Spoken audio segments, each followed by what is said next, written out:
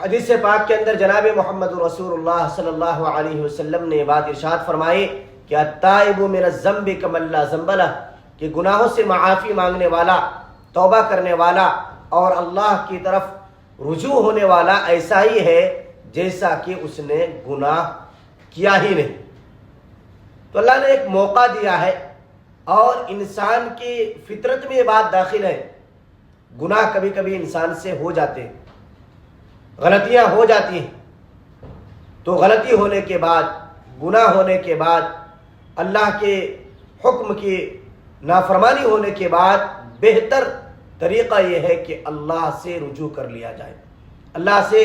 तौबा कर लिया जाए, अल्लाह से माफ़ी मांग लिया जाए और अल्लाह से अपना ताल्लुक़ फिर से उस तरीक़े पर कर ली जाए जो अल्लाह को पसंद है।